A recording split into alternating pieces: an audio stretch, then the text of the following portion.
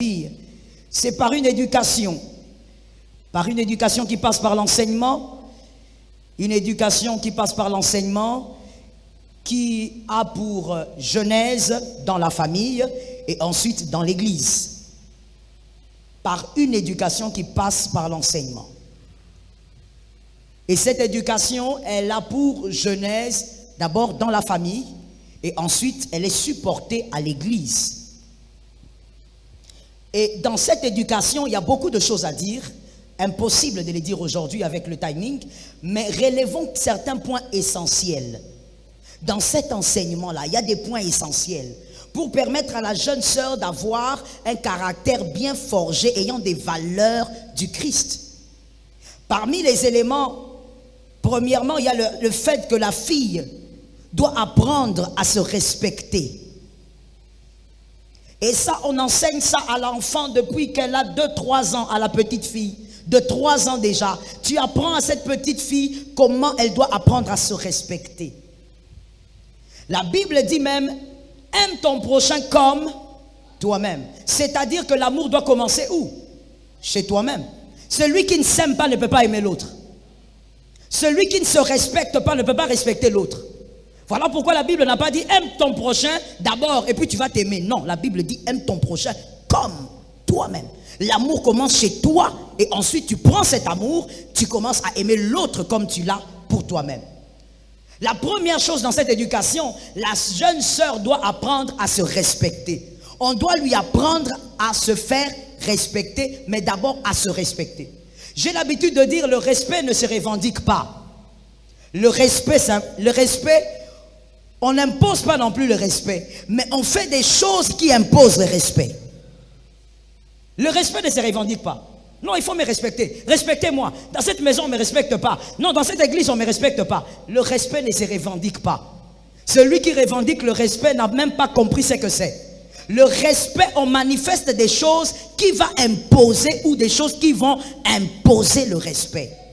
Jeune sœur, tu dois apprendre à te respecter. Si tu ne sais pas te respecter, tu ne pourras pas respecter ton mari. Est-ce que quelqu'un m'entend?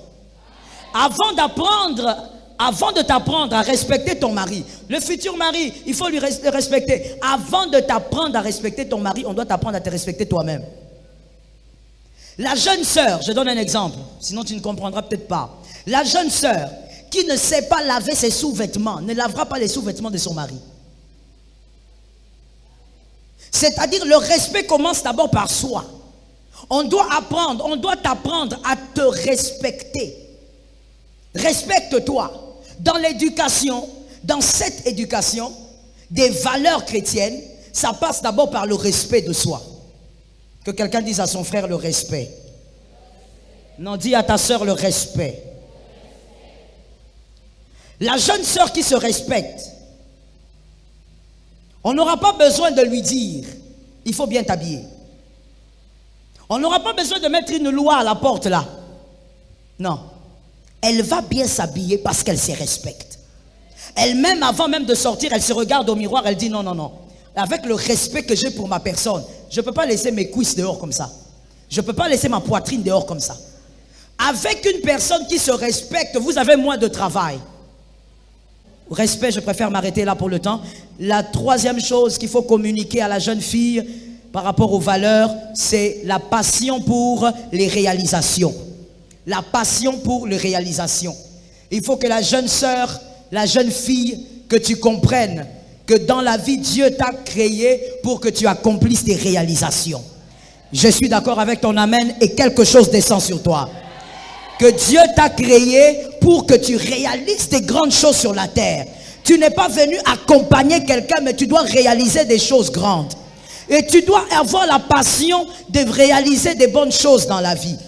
Je reviens au mariage pour dire, parce que la jeune sœur pense beaucoup à ça. Le mariage n'est pas un terminus. C'est un arrêt de bus. Merci maman.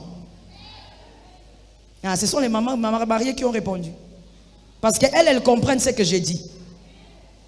Le mariage n'est pas un terminus. Le mariage n'est pas un terminus, c'est-à-dire je me suis marié, c'est fini. Allez, ma vie maintenant est arrangée, tout ça. Non. le mariage est un arrêt de bus.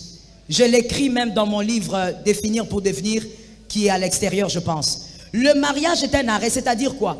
Tu te maries, gloire à Dieu, une autre vie commence. Tu dois continuer à souhaiter de réaliser des grandes choses. Tu ne dois pas te dire, je me suis marié et tout s'arrête. Tu t'es marié, faire des enfants, c'est très bien, mais tu peux aller plus que ça.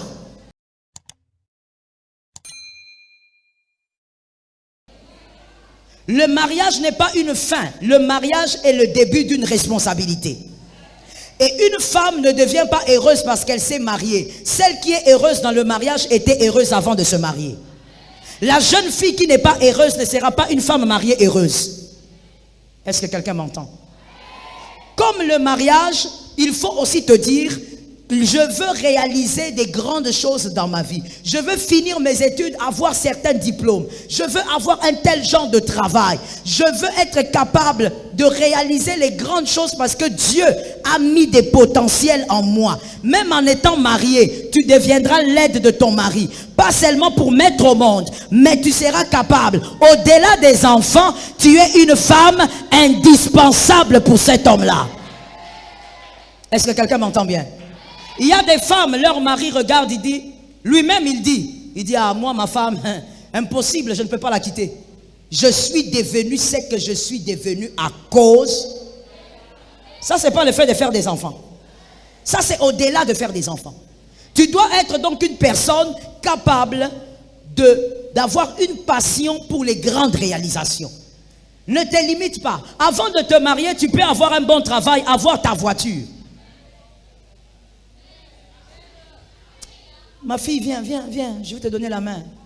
Tu es la seule qui a dit Amen. Je crois que les personnes qui sont ici ne pensent qu'au mariage, que Dieu te fasse grâce. Elle se dit seulement, j'attends que mon mari m'épouse, il va m'acheter la voiture. Tu vas moisir. Qui m'a entendu? Tu vas faire quoi? Moisir. C'est là que tu vas voir une femme, depuis qu'elle s'est réveillée, elle fait que bouder. Moi, dans ce mariage ici, je suis venu, j'ai fait 20 ans de mariage, j'ai mis au monde des enfants. Même m'acheter, il y a une petite voiture, on n'arrive pas à m'acheter. Ma soeur, on ne va pas se marier en disant, cet homme va m'acheter, cet homme va faire de moi, cet homme. On se marie pour donner et non pour prendre. Une femme qui produit, son mari la respecte. Que Dieu vous bénisse.